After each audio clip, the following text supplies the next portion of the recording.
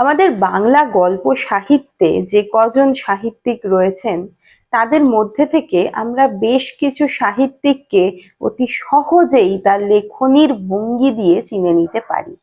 তার মধ্যে একজন হচ্ছেন প্রেমেন্দ্র মিত্র। তার গল্প লেখা নিয়ে, বিশেষ করে তার কথা সাহিত্য নিয়ে আলাদা করে আমাদের কিছু বলার সত্যিই নেই। আমরা এই চ্যানেলে এর আগে প্রেমেন্দ্র মিত্রর গল্প নিয়ে আলোচনা করেছিলাম, সম্ভবত দুটি আলোচনা করেছিলাম এবং প্রত্যেকটি গল্পই অসাধারণ সুন্দর। আজকে আমি যে গল্পটি নিয়ে আলোচনা করব সেটি যেমন কম বয়সী পাঠকরাও পড়তে পারে, সেরকম ভাবে প্রাপ্তবয়স্কদের জন্য গল্পটি যথার্থ। সাধারণভাবে প্রেমেন্দ্র মিত্রের গল্প কিন্তু প্রাপ্তবয়স্কদেরই জন্য, কিন্তু তা সত্ত্বেও বিদ্যালয়ের যে সিলেবাস তাতে একটি গল্পকে অন্তর্ভুক্ত করা হয়েছে, তার নাম তেলে না পোতা আবিষ্কার। কিন্তু একই রকম ভাবে আবার আমরা যখন বাংলা নিয়ে কোনো হায়ার স্টাডি করতে যাই, সেক্ষেত্রেও এই গল্পটি এসে পড়ে। তাই আমরা বুঝতেই পারছি যে, যেটা আমি প্রথমেই বললাম একটু আগে, যে তেলে না পোতা আবিষ্কার নামক এই গল্পটি দুই রকমের পাঠকরা এর রস আহরণ করতে পারে, ঠিক দু রকম ভাবেই। তাই এই পর্বে এই গল্পটি নিয়ে আলোচনা থাকবে, সেই জন্য শেষ অবধি দেখার অনুরোধ রইল। সাহিত্যের পথের আজকের যে আলোচ্য গল্প তার নাম তেলে না পোতা আবিষ্কার। যারা মূলত কম বয়সী, অর্থাৎ বিদ্যালয়ের সিলেবাসে যাদের এই গল্পটি রয়েছে, তাদের কাছে গল্পটি সোজা সরল একটি ভুতুড়ে আবহ, থ্রিলার এরকম ধরনের গল্প বলে মনে হতেই পারে। কিন্তু এই গল্পের মধ্যে যে সমাজতত্ত্ব, যে মনস্তত্ত্ব, বিশেষ করে মধ্যবিত্তের যে মনস্তত্ত্বের মূল বিষয়টা লুকিয়ে রয়েছে, সেটা কিন্তু আমাদের সহজে হয়তো চোখে সেটা পড়ে না, কিন্তু আলোচনা করতে গেলে আমরা সেটা বুঝতেই পারি। গল্পটি অতি সাধারণ, খুব ছোট্ট গল্প। গল্পটির সব থেকে বড় যে গুণ সেটি হচ্ছে যেভাবে গল্পটিকে প্রেমেন্দ্র মিত্র দাঁড় করিয়েছেন, ওটা অবশ্য একেবারে তার নিজস্ব একটি ভঙ্গি। আমরা আগেই সেটি পড়েছিলাম মহানগর নামক গল্পতে, যেখানে কিনা কথক তিনি যেন আমাদেরকেই এই গল্পের মধ্যে এক চরিত্র হিসেবে অন্তর্ভুক্তিকরণ ঘটাচ্ছেন এবং আমাদেরকে নিজেদেরই নিয়ে যাচ্ছেন গল্পের রাস্তা ধরে। আমরা এই গল্পেও সেই ধরনের একটা ভাব দেখতে পাই। তো কি বলছিলাম, গল্পটি অতি সাধারণ। পাঠককে নিয়ে লেখক পৌঁছবেন তেলে না পোতা আবিষ্কারে, যেন শীতকালের একটি বনভোজনের মতো। আমরা জানতে পারবো যে লেখক বলছেন যে তিন বন্ধু একত্রিত ভাবে এই তেলে না পোতা আবিষ্কারে যাবে। কিসের জন্য? না, পৃথিবীর সবচেয়ে সরলতম মাছেরা এখনো তাদের জলজীবনের প্রথম বড়শিতে হৃদয় বিদ্ধ করবার জন্য উদগ্রীব হয়ে আছে। সহজভাবে যদি ভাবি তাহলে বোঝাই যাচ্ছে যে মাছ ধরা এদের একটি উপলক্ষ্য ছিল। কিন্তু এটাই যে কেবলমাত্র এই যে পংক্তি, এটি এই গল্পের বলা যেতে পারে সব থেকে গুরুত্বপূর্ণ একটি লাইন, সেটা যে কেবলমাত্র এটাই নয় তা আমরা আবিষ্কার করব পরে। তাহলে আমরা কি করতে পারছি, এই গল্পে কি দেখছি? ভৌতিক সময়ে একটা পার করে তেলে না পোতা নামক একটি থেমে থাকা গ্রামে তিন বন্ধুর আগমন ঘটবে, যেখানে যামিনী নামক একটি নারী চরিত্রের সঙ্গে আলাপ হবে, যে কিনা বহুকালের পুরনো এক বৃদ্ধ অসতিপর মাকে বাঁচিয়ে রাখার চেষ্টা করে চলেছে। কার জন্য?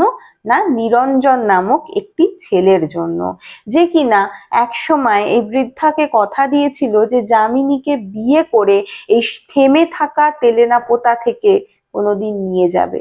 কিন্তু মিথ্যা প্রতিশ্রুতি দিয়েছিল সে, আমরা জানতে পারি সে বিদেশে পালিয়ে গেছে, এমন একটি মিথ্যাচার করে সেখান থেকে চলে যায়। বিদেশে পালিয়ে গেছে না, বিদেশে চলে গেছে, এমন একটি মিথ্যাচার করে চলে যায় এবং কোনোদিনও ফেরত আসেনি। কিন্তু সেই বৃদ্ধা মানতে চান না।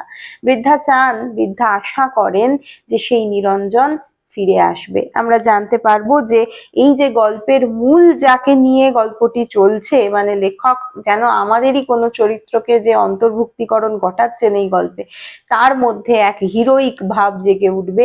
সে গিয়ে বলবে বৃদ্ধাকে কথা দেবে যে সেই নিরঞ্জন এবং সে সত্যি একসময় নাকি যামিনীকে এই অবস্থা থেকে মুক্তি দেবে। কিন্তু গল্পের শেষে আমরা জানতে পারবো যে সবটাই একই কথা, একই মিথ্যাচার। সেই বৃদ্ধা যেরম ভাবে পড়ে থাকার সেরম ভাবেই পড়ে রইল, সেই যামিনীও পড়ে রইল, এবং এই সমস্ত কিছুর ওপর একটি ভুলে যাওয়ার মতো সন্ধ্যা নেমে এলো। অর্থাৎ এই যে বলল যে আমি যামিনীকে বার করে নিয়ে যাব, সেও নিরঞ্জন হয়ে গেল। এই হচ্ছে গল্পের মূল বিষয়বস্তু। যদি ছোটদের ভাবে পড়াতে চাই তাহলে এই অবধি গল্পের শেষ থাকছে, যে মানুষ কথা দিয়েও কথা রাখে না, এমন একটি থেমে থাকা জায়গায়, পৃথিবীর একটি কোণে পড়ে থাকা অনামনি একটি জায়গার ছোট্ট একটি গল্প থেকে বৃহৎ একটি সত্যে আমরা উপনীত হই। এইটুকু হচ্ছে বিদ্যালয়ে পড়ার গণ্ডির আলোচনা।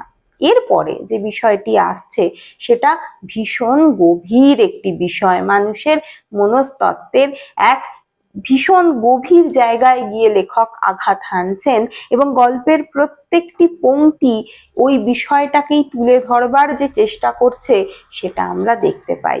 আমি আগেই বললাম যে প্রেমেন্দ্র মিত্রের নিজস্ব একটি ভঙ্গি রয়েছে, যেন যে পাঠক তাকে গল্পের মধ্যে চরিত্র বানিয়ে তোলা। ঠিক মহানগর গল্পেও আমরা এরকম দেখেছিলাম যে যেন পাশে বসে লেখক পাঠককে দেখাচ্ছেন যে কি কি ঘটছে, আর এই গল্পে পাশে বসে নয়, একদম চরিত্র বানিয়ে তুলছেন পাঠককে। এই যে বিষয়বস্তুটা এবং গল্পের এই যে আবহ তিনি নির্মাণ করেছেন, তা আধুনিক যে কাব্য সাহিত্য আন্দোলন যেগুলি ঘটেছিল তার মধ্যে ম্যাজিক রিয়ালিজম নামক একটি আন্দোলনের কথা আমরা পাচ্ছি। এই গল্পের ধাঁচ অনেকটা সেই বিষয়বস্তুকেই তুলে ধরার চেষ্টা করে, যেন কোনোটাই বাস্তব নয়, কেবল বিষয়বস্তুর বাস্তবতার সঙ্গে কখনোই কম্প্রোমাইজ করা যায় না। ম্যাজিক রিয়ালিজম অন্তত সেই কথাই বলে যে কোনো কিছুই বাস্তব নয়, কিন্তু যে বিষয়বস্তুটা নিয়ে তৈরি হয়েছে গল্পটা, সেটার যে বাস্তবতা, সেটা থেকে আমরা মুখ ফিরিয়ে নিতে পারি না। এখানে গল্প লিখতে বসলেও বিষয়বস্তু যতই বাস্তব হোক না কেন, পুরো বিষয়টাই যে বানিয়ে তোলা, যেন দেখানোর জন্য তৈরি করা, সেই জন্যেই আমরা কিন্তু ফিউচার টেন্সে এই গল্প দেখতে পাবো। কিরকম না, করে নিতে হবে, অনুভব করবেন, থাকা উচিত, এই ধরনের যে শব্দবন্ধ ফিউচার টেন্সের, এই বিষয়টা কিন্তু আমাদের নজর কাড়ে। যেন লেখক বলতে চান যে এই যে বাস্তবতা সেটা আছে, থাকবে এবং চলতেই থাকবে। তাই এটার মধ্যে আজকে আমি পড়লে যে জিনিসটা উপভোগ করবো বা যে জিনিসটা বুঝতে পারবো, আজ থেকে 20 বছর পরে যদি কেউ গল্পটা পড়ে, সেও একই পরিস্থিতিতে দাঁড়িয়ে একই রকম জিনিস বুঝতে পারবে। তাই এই বিষয়টা আমাদের একটু মনে রাখতে হবে। আচ্ছা, তেলেনাপোতা আবিষ্কারের তেলেনাপোতা নাম গল্পের নেওয়া হয়েছিল, বা গ্রামের নাম তেলেনাপোতা করা হয়েছিল। অতি সাধারণ গেঁয়ো একটি নাম, মানে আমাদের যে কোনো পাড়ার মধ্যে কোনো একটি জায়গায় একটুখানি মফস্বল অঞ্চলে এরকম নাম থাকতেই পারে, কোনো আলাদা করে মনে করবার মতো নাম কিন্তু এটি নয়। আর এই যে তেলেনাপোতা আবিষ্কার, এই যে নামকরণটি করা হয়েছে গল্পের ক্ষেত্রে, সেখানে আমরা বুঝতে পারি যে লেখক কথককে দিয়েই জায়গাটাকে আবিষ্কার করাতেন, কিন্তু সেটি একসময় ঢেকে যাচ্ছে স্মৃতির মধ্যে। এইভাবে বারবার আবিষ্কৃত এটা হতে থাকে মনের সঙ্গে, আমাদের সামনে এই জায়গায় আমরা দাঁড়াই, নিজেকে নিজে দেখি, নিজেকে আবিষ্কার করি, তেলেনাপোতার মতোই আবার আমরা বিষয়টি ভুলে যাই। খুব ভেবে নামকরণ করা, নামটা কিন্তু যে কোনো রকম ভাবে সহজ নামকরণ, কিভাবে নাম হলো খুব সহজে এসে গেল, এই চিন্তাটাও কিন্তু আসে না এই নামকরণটা পড়লে। যাই হোক, তেলেনাপোতা নামক জায়গার নাম অতি সাধারণ একটি গেঁয়ো নাম। তার প্রবেশের পথ যেন বহু শতাব্দী পিছিয়ে রয়েছে। যেতে হয় গরুর গাড়িতে, বাঘ বের হলে লোকে ক্যানেস্তারা পেটায়। এইভাবে আস্তে আস্তে ইতিহাসের মধ্যে যেন আমরা ঢুকে যেতে থাকি। কোনো একদিন হতে পারে সেটা মঙ্গলবার, হতে পারে শনিবার। অনেক সময় শনি এবং মঙ্গলবারের যাত্রা নিয়ে কথা ওঠে যে এটা হয়তো শুভ যাত্রা নয়, সেই কথা মাথায় রেখে হয়তো লেখক এরকম ধরনের কথা বলেছেন যে শনি ও মঙ্গলের মধ্যে মঙ্গলবারই হবে বোধহয়, ঠিক যথার্থ সময়টাও যেন ঠিক নেই, সবটাই অগোছালো, কিন্তু সত্যটা আসল। যাই হোক, প্রাচীন বাসস্থানের কোনো একটি ঘরে হঠাৎ জায়গা জুটে যাবে এই তেলেনাপোতায়। দুই বন্ধু এমন হবে যারা আপনাদের সঙ্গে যাচ্ছে, তারা বিভিন্ন কারণে নিজেদের আচ্ছন্ন রাখে, একজন ঘুমে, একজন মদ্যপানে। আমরা এই গল্পেই সেটা পেয়েছি। একমাত্র আপনি বা যে পাঠক সে সজাগ অবস্থায় থাকবে এই তেলেনাপোতা আবিষ্কারের ক্ষেত্রে। তারপর সকালে মাছের জন্য বসে দেখা যাবে ঘুমন্তপুরীর এক রাজকন্যার মতো একটি মেয়েকে, যার নাম যামিনী, যে এই গল্পের সরলতম মাছ, বড়শিতে ধরা দিতে যে বসে আছে। এই যে গল্পের প্রথমেই যে প্যারাগ্রাফটা রয়েছে যে শনি ও মঙ্গলই হবে বোধহয়, যোগাযোগ হলে তেলেনাপোতা আপনারাও একদিন আবিষ্কার করতে পারেন।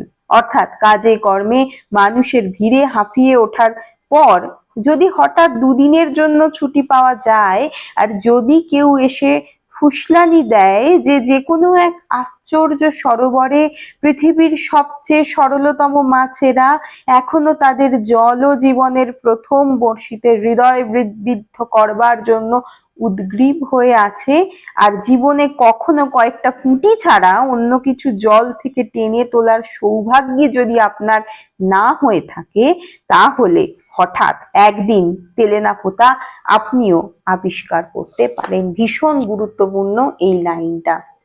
এই গল্পে এই যামিনী হলো বা যামিনীর মাই হলো সরলতম সেই মাছ, যে কিনা এখনো বসে আছে সেই জায়গা থেকে, কেউ তাকে সেই বদ্ধ জলাভূমি থেকে কেউ তাকে উদ্ধার করে নিয়ে যাবে। তারপর হয়তো তার মৃত্যুও ঘটতে পারে, মাছকে জল থেকে তুললে যাওয়া হয় সেটা পরের কথা, সেটা আমাদের ভাবনার বিষয়ই না, কিন্তু সেই বদ্ধ জলাশয় থেকে সেই পৃথিবীর সরলতম মাছকে উদ্ধার কেউ করে নিয়ে যাবে, তাই সে বসে আছে এখানে। যামিনী সম্ভবত সেই চরিত্রটি। এই গল্পে বলা যেতে পারে একমাত্র এই জীবন্ত চরিত্র হলো এই যামিনী নামক চরিত্রটি। যামিনী এই থেমে থাকা অঞ্চলের একমাত্র বন্দি সত্তা, যে বুঝতে পেরেছে, ঠেকে শিখেছে যে প্রতিশ্রুতি আসলে মিথ্যাচার, কারণ বারবার প্রতিশ্রুত হয়েও সে সত্যের দরজায় কোনোদিনও পৌঁছাতে পারেনি। আর সে জানে যে নিরঞ্জন বিলক্ষণ ফিরবে না, এমনকি এই যে নতুন কথক যে কিনা হঠাৎ করে নিজেকে একটা কিছু ওখানে দাঁড় করানোর চেষ্টা করেছিল, সেও ফিরবে না। নিজের অভিজ্ঞতায় যামিনী জেনেছে যে পুরুষের চোখে জীবন আসলে যৌবনের থেকেও ভীষণ কম দামি। তাও বুড়ি মাকে নানা রকম সে গল্প শোনায়, ভুলিয়ে রাখে যে নিরঞ্জন একদিন সত্যিই আসবে, তাকে নিয়ে যাবে।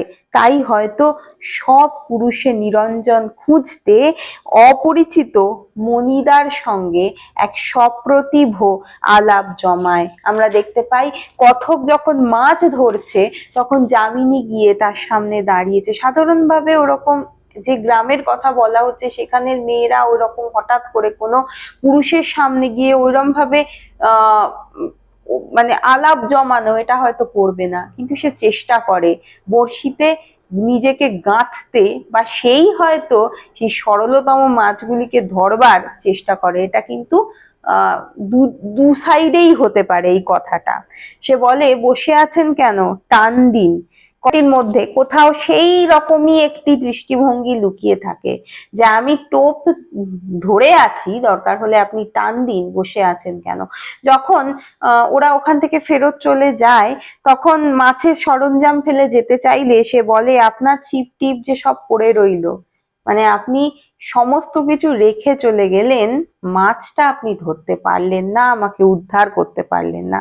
আমরা বুঝতে পারি যে কি ভয়ঙ্কর ভাবে শূন্যের মধ্যে ঝুলে রয়েছে এই যামিনী নামক চরিত্রটি। তাকে উদ্ধার করতে সে বুঝতে পারে কোনো রাজপুত্র আসবে না, সেই বুড়ি মায়ের মতোই একদিন বুকের মধ্যে চরম প্রত্যাশা নিয়ে হয়তো ওইখানেই সে বিলীন হয়ে যাবে, আর সে থেকে যাবে এই গল্পের সরলতম মাছ হয়ে, যাকে উদ্ধার করা হয়নি। যামিনী এই বিষয়টাকে চিরকালের গল্পের নারী চরিত্রগুলির মতোই মেনে নেয়, কারণ সে বুঝতে পারে যে নিজের সঙ্গে নিজের অভিনয় কখনোই চলে না। যতই সে মনে করুক না কেন আসবে, কিছু হবে, তার জীবন বদলে যাবে, এরকম কোনো কিছুই হবে না। কথকের কথা বলতে হয় এখানে, মণিদা চরিত্রটা নিয়ে সেই অর্থে আলোচনা করার কিছু নেই, একটি অতি সাধারণ ছোট্ট চরিত্র দেখানো হয়েছে।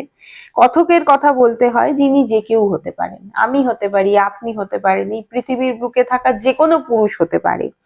সবসময় শহরের বুকে বসে গ্রামের স্বপ্ন দেখি, ইচ্ছা হয় একদিন সকালবেলায় যাব, সেখানে গিয়ে মাঠে বসে পিকনিক করব, মাছ ধরবো, কিন্তু ওই যে ঘটনাটি ঘটে গেলে আমরা আবার নিজেদের চাকচিক্যময় জীবনে ফেরত চলে আসি এবং ওটা আমাদের কাছে একটা অভিজ্ঞতার দিন হিসেবে থেকে যায়, এবং এটাই অতি স্বাভাবিক, যেটা কিন্তু এই গল্পের কথক চরিত্রটিও করেছে। সে ওখানে গিয়েছিল, একটি এক্সপিরিয়েন্স করতে গিয়েছিল, এক্সপিরিয়েন্স করেছে, একটি নারীর সঙ্গে দেখা হয়েছে, তার মধ্যে কিছু একটা ভাব জাগরিত হয়েছে যে কারণে সে সামনে দাঁড়ানোর চেষ্টা করেছে এবং ভুলে গেছে। এটা খুব স্বাভাবিক, সাধারণ বিষয়। কথক, নিরঞ্জন, মণি, এই যে চরিত্রগুলি, এরা সকলে মধ্যবিত্তের এই পলায়নপর মানসিকতায় বিদ্ধ। এই বিষয়টাকেই কিন্তু লেখক আক্রমণ করছেন এই গল্পের মাধ্যমে। এরা বা আমরাও এমন পরিস্থিতির দাস যে আমরা ফিরে আসব বললেও ফিরে আসতে পারি না। বাঁচতে গেলে অনেক কৃষ্ণ গহ্বর, স্বার্থ কেন্দ্র এবং আপোষকে নিয়ে বাঁচতে হয়। এই পৃথিবীতে এইভাবেই বাঁচতে হয়। তাই তেলেনাপোতা আমাদের জীবনে জেগে উঠে অকাল রাত্রির মতো আবার নিমগ্ন হয়ে যায়, স্বপ্নের মতো মনে থাকে, চলে যায় দূরে। কিন্তু ওইটুকু সময়ের জন্য আমাদের মধ্যে যে জাগরণ ঘটে সেইটাই আবিষ্কার, সেটাই তেলেনাপোতার আবিষ্কার। সেই তেলেনাপোতার আবিষ্কার বলতে আমি আগেই বললাম, আসলে বোঝানো হচ্ছে বাস্তবতার এমন একটা রূপকে যেটাকে আমরা আবিষ্কার করলেও পরে সেটা আস্তে আস্তে নিমগ্ন হয়ে যায় এবং পরে আবার কেউ সেটাকে আবিষ্কার করতে পারে। গল্পটিকে মনে হতে পারে খুব সহজ গল্প, কিন্তু আসলে নয়। যে কটি গল্প প্রেমেন্দ্র মিত্রের রয়েছে তার মধ্যে অন্যতম একটি জটিল গল্প হলো তেলেনাপোতা আবিষ্কার, কিন্তু গল্পের যে কথন ভঙ্গি, যে চলন, যে বলার যে ভঙ্গি, সেটা এতটাই সুন্দর যে আমাদের কাছে, আমরা ওই গভীরতায় ঢুকতে গেলে আমাদের একটু সময় লাগে। আমরা প্রথমবার পড়লে গল্পটি অতি সাধারণ, সেই বিদ্যালয়ের পাঠযোগ্য বলেই মনে হয়, কিন্তু আসলে মোটেই তা নয়। আশা করি এই ছোট্ট পর্বে আমি তেলেনাপোতা আবিষ্কার নিয়ে দু এক কথা বলতে পারলাম। যদি ভালো লাগে আমাকে কমেন্ট করে জানাবেন, একটু লাইক করে দেবেন, আর উৎসাহিত করতে সাবস্ক্রাইব করতে ভুলবেন না। আজকে এই পর্যন্তই, ধন্যবাদ।